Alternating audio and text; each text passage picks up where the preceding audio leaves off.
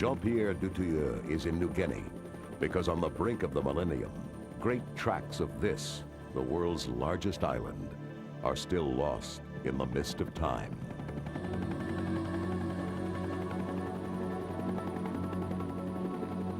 New Guinea is located north of Australia and is over twice the size of Spain. The west is a province of Indonesia.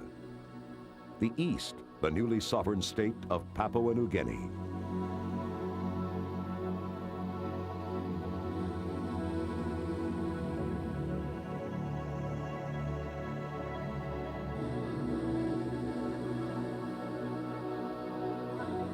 Jean-Pierre Dutilleux is a Belgian explorer and ethnographer. Since 1973, he has been part of the campaign to find the world's remaining isolated tribes and help preserve their rights and tribal lands.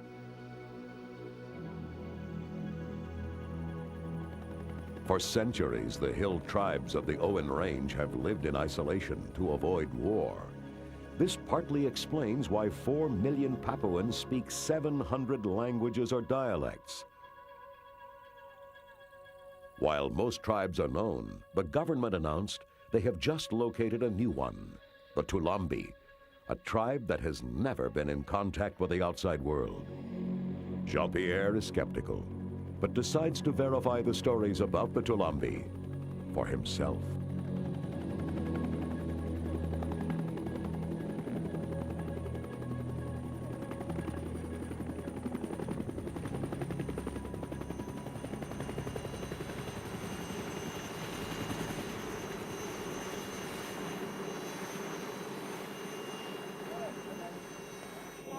Jean-Pierre arrives at the village of Uya Uya, his first stop in his search for the Tulambi.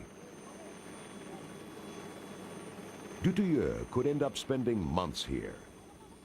The helicopter may not return on schedule because the rainy season has already begun.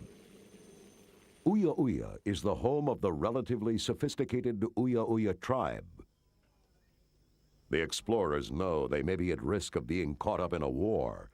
Since their contact with the outside world, the hill tribes have been fighting more frequently and more violently. The Papuan government in Port Moresby classifies sections of these highlands as fighting zones.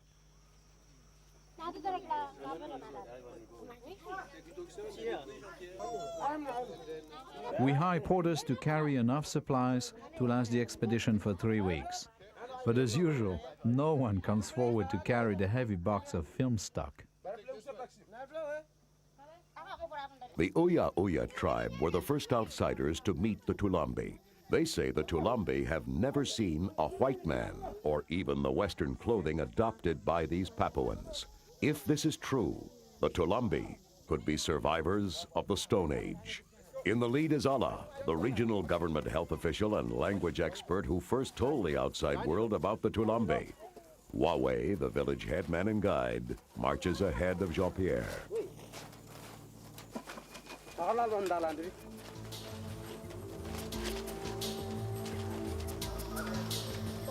At first, the going is relatively easy, but it doesn't take long before we find ourselves plunging through virgin jungle. It is not far, the porters keep saying, not far at all. Scores of tribes live in these highlands. Many of them had no contact with the modern world until the 1930s. That's when the first gold prospectors stumbled upon tribes of gardeners and wild pig breeders who dug at the earth with stone tools and lived in a way that anthropologists say had not changed in thousands of years.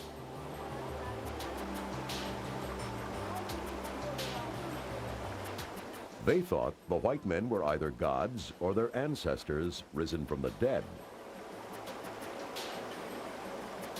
On the heels of the gold seekers came the soul seekers, missionaries bearing Bibles, medicines, and a new God. Recently, the Port Moresby government has expressed concern over eager evangelical preachers pursuing tribes that are better off if they're left alone. Some of the tribes left their villages to move deeper into the bush to escape the missionaries. Once in a while, these refugees from religious zeal return to their traditional ways. only to be rediscovered and labeled as lost tribes.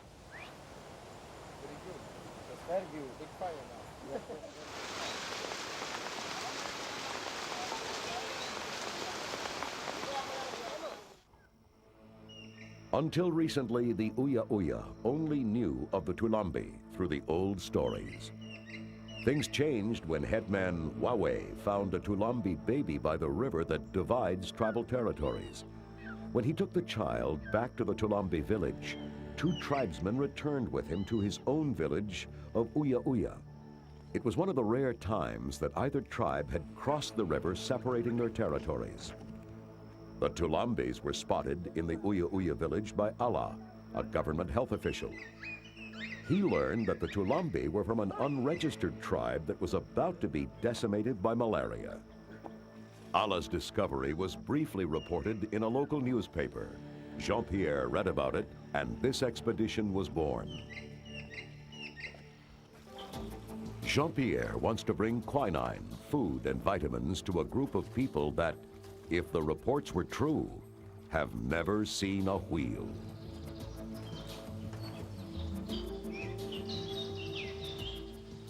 The leeches that slip through our clothing and into our boots are the least of our problems.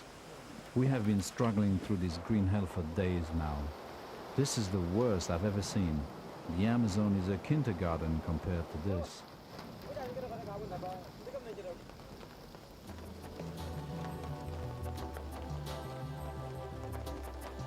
Our spirits are low. It's raining harder each day.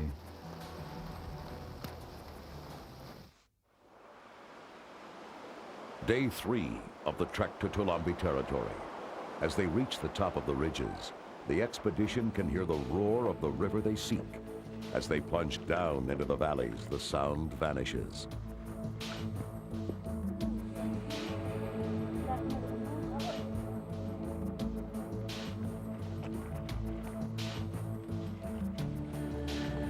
Four of my porters vanished during the night. They probably had enough as well.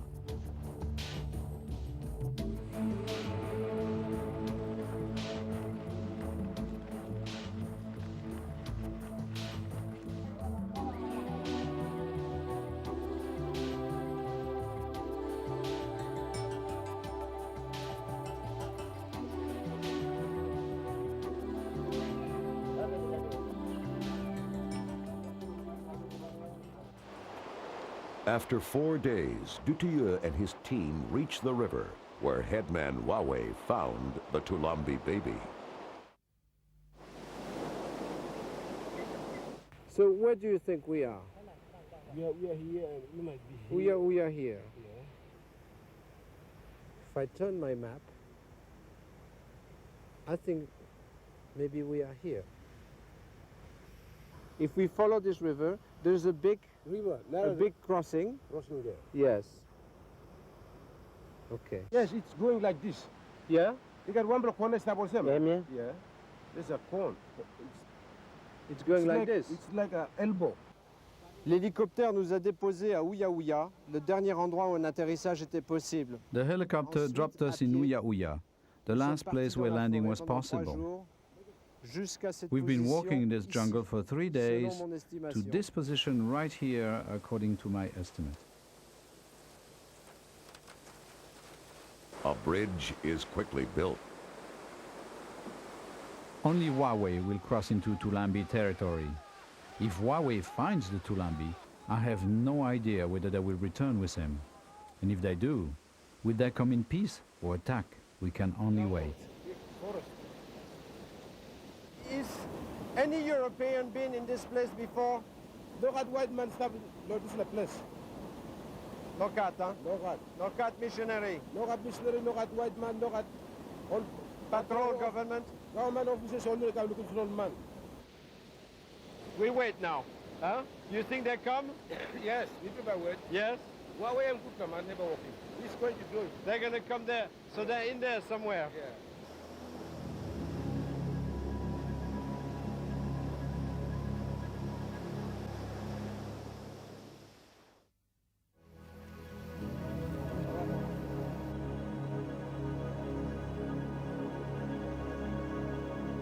Wednesday, Thursday, and still nothing.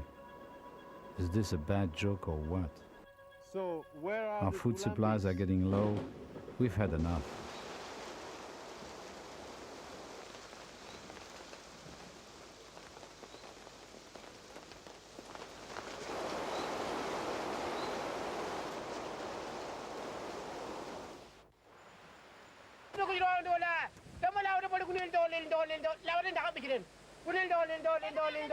Wawe returns after 3 days. He reports that he found only a few Tulambi. The Tulambi had been attacked by another tribe, but a small group of adults and a few children have agreed to meet the explorers. It is 1:48 p.m. when Dutuyeux first sees the Tulambi. The footage you are seeing is unedited. The only addition is the voice of Jean-Pierre.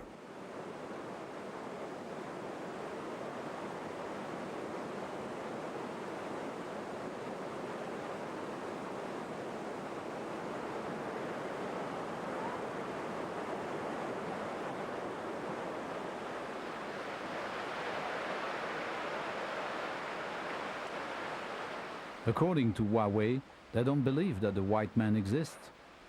But if they do, that makes me one of the living dead.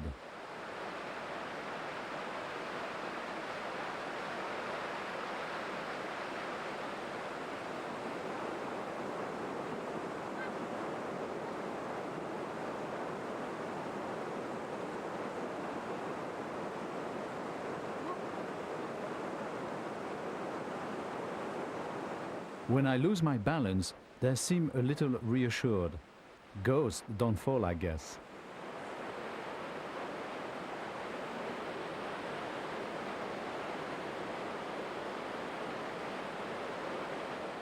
At this precise moment, I'm convinced that he's going to let loose his arrow. Maybe he wants to see if it will pass through my body or not.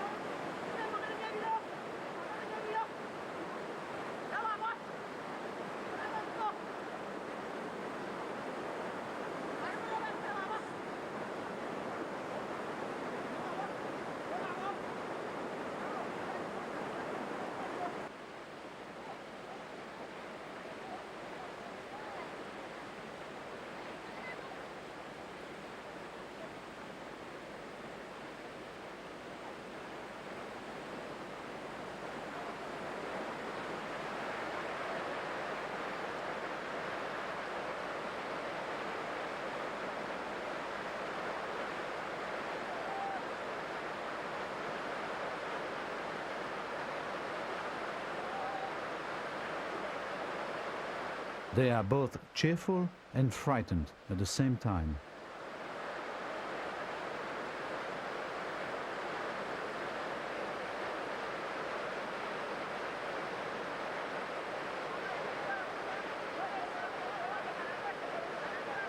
This one tells the woman to stay back.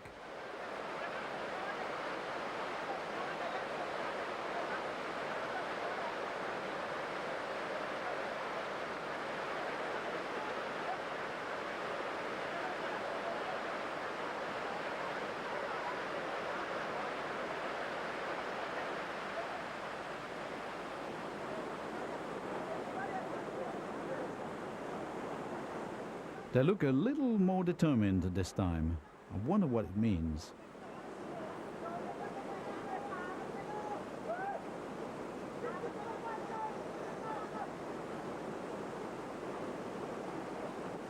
I feel it's important to show them my peaceful intentions.